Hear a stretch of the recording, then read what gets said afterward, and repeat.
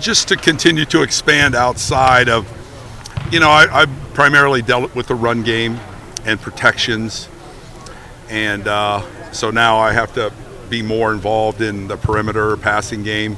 I mean, we have really good coaches that coach those positions. We hired good coaches in Tim Beck and Tony Alford, and they're learning our offense. So they're going to handle that, and then I just have to be involved enough to understand how we want to utilize those in conjunction with the run game and attacking opponents. And Coach Meyer's involved in the offense too, in the passing game. So the whole thing is just a collective effort. But I mean, I have a lot more on my plate, obviously, yeah. Ed, was it important to stay on the field for you? Did you have a preference? Well, yeah, we're still working through that. But yeah, right now I'm on the field because the offensive line's on the field, and I could take care of, adjusting 11 guys, and, because we have some new coaches.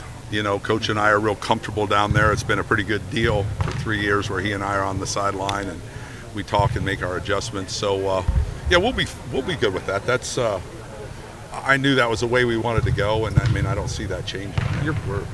Your offensive linemen describe you as a perfectionist, who harps on every little detail with them. How do you maintain that while also having, extra responsibilities? I just do that with everybody now.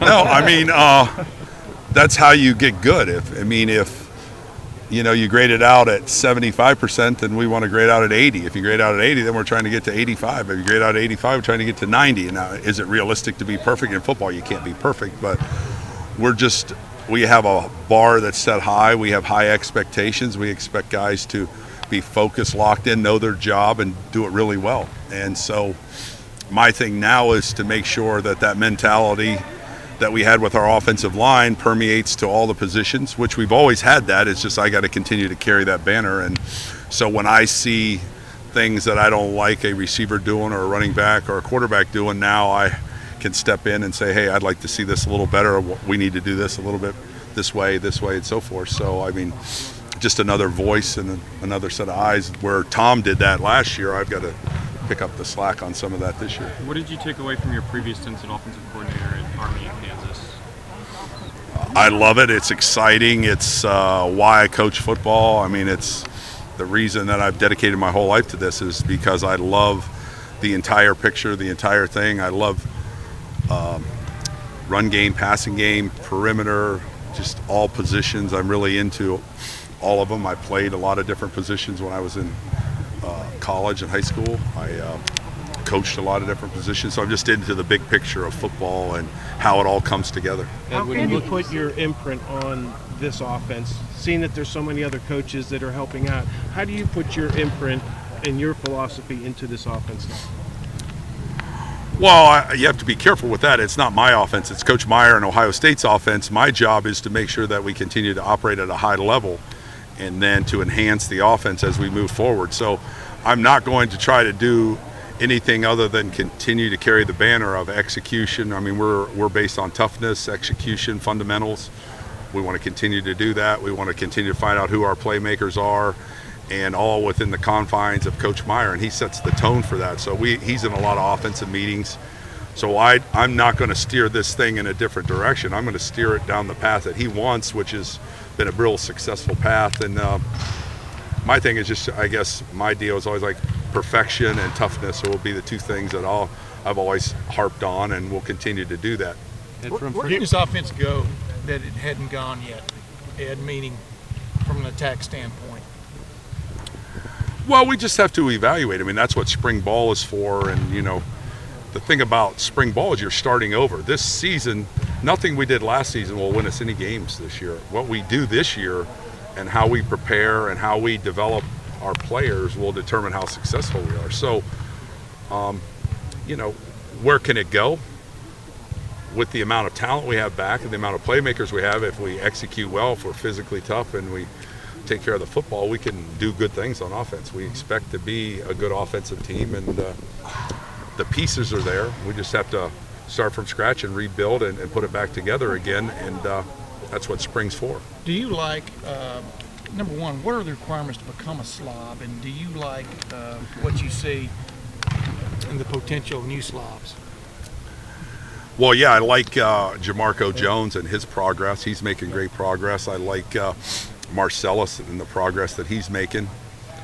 Evan Lyles going to get his chance this spring to run with the ones. You know, he got hurt last year in Navy prep the week of the Navy game and didn't practice at all season. And then in the final couple weeks, he got out there a little bit and ran around, but never really practiced full go. So he's missed a year. So we really need those three guys to develop. I mean, some of the other guys are out for spring, you know. I mean, Brady Taylor's had off-season shoulder surgery, so he's not practicing. And he'll be ready for the summer, but his time will come later. But those are the guys that need to develop. And then Demetrius Knox is not practicing. So, you know, we would have loved to have those. Jacoby's not, yeah. Jacoby, you know, he's a vet. But, I mean, he's not practicing, but we miss his leadership and his toughness and just helping organize and run things. He's like the quarterback of the O-line, so we miss that a little bit. Is Chase, though, is it okay to assume that Chase is sort of like the guy at right tackle to begin with, at least? I mean, you know what I mean? Yeah, the off-season, very talented, came on, you know, he was a D lineman, you know, and then he got hurt and he came off surgery. So a year ago at this time, he didn't practice. Yeah. So we got him in the summer, and, you know, it took a while for him to get his rhythm, which is, you know, what Evan Lyle's going through. And he hit stride where we thought he was really playing good by the middle towards the end of the season. But you got a starting lineup. We're on a roll. Darryl Baldwin's playing his butt off. I mean, you know, so we spot played him a little bit here and there, but just didn't really shake up the rotation. But, I mean, he was ready to be a starter towards the end of last year. And if he keeps doing what he's doing, he'll be able to, you know, take that position over. But Jamarco Jones is not by any means just going to let him have it. So, Coach, I mean, just a difference in age and where they're at, fifth-year guy versus second-year guy. Yesterday's situation with Braxton, do you expect that to be any kind of an issue, or is it much ado kind of about that? I'm not really involved in that. I kind of caught a little bit, so I don't really have any comment on that. So do you like the chemistry, the slobs on and off the field? Yeah, I love the chemistry of those guys. They're great people. I love being around them. They're part of a family that we're all part of. I mean, those guys are great kids, and that's why we have a great room and so forth. Are you an honorary slob, king of the slobs? What is your slob-related? I don't know where that name came from because I didn't give them that, but I'm the head of them, so, you know, I'm an honorary, but I mean, I'm also trying to lose 10 pounds, so, you know, they're always trying to gain their weight, but yeah, it's just, you know, because they're so big.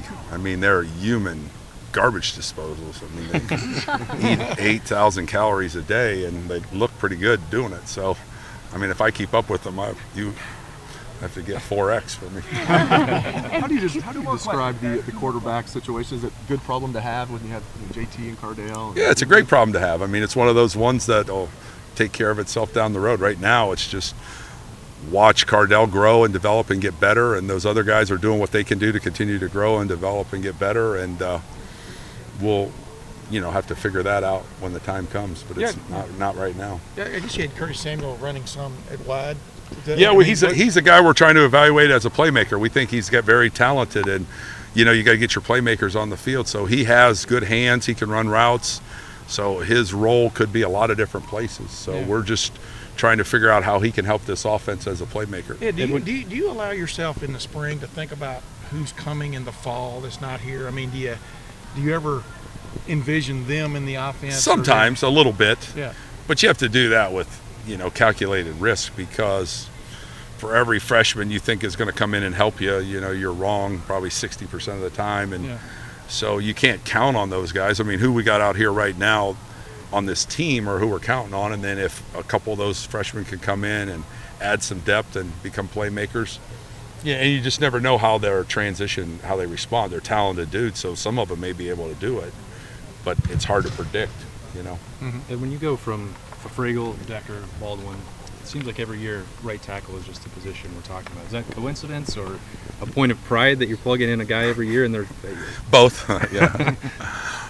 Well, you know, it's just you try to, you know, solidify your left tackle and have a guy locked in there for at least a couple years, and then, you know, you're kind of the new guy you're breaking in, you kind of work the right tackle is the way I see it. But I mean, it's just kind of worked out that way. Does it surprise you how far ahead JT is? He looks pretty good out there. No, nothing surprises me with JT. I mean, he's a hard worker. He's does everything you could possibly do mentally and physically. So he's coming along pretty good, and it's fun to have him out there. You know, Urban told us yesterday, day before yesterday, that it's starting to wear on him, eat on him a little bit. That he is going to have to name one guy to be the starter. You know, you guys will have to name one guy. Is it that way with you too a little bit, to know that you've got guys that have accomplished things, but two are going to have to sit? I'm a patient guy, so I'm worried about making sure we have a good Thursday practice and making sure we have a good Saturday practice and making sure we have a good week next week. And when the time comes for us to have to do that, we will. And I'm not going to, you know, get too worked up about that right now. I mean, it's what we do. I mean, we're fortunate that we have such quality quarterbacks here. Are you seeing a side to Urban that you haven't before now that you're, as you put it, running his offense? Do you run into him a little more often, or is it just your relationship the same as it ever was? We have a great relationship because we believe in the same thing, so I didn't have to change to become a good member of his staff. I just had to understand his terminology and how he wants to do business, but philosophically we're right on the same page. That's been good. We have a good relationship professionally and off the field as well, and so that part, yeah, like you said, we probably have more dealings with each other just to make sure that things are going along as he would like them to be, and get my input and he gives me his input. So yeah, we probably have more communication, and it's all positive because but I mean, I'm not seeing anything I haven't seen. I mean, we're driven to try to be really good and demanding and get this team ready to have a good season.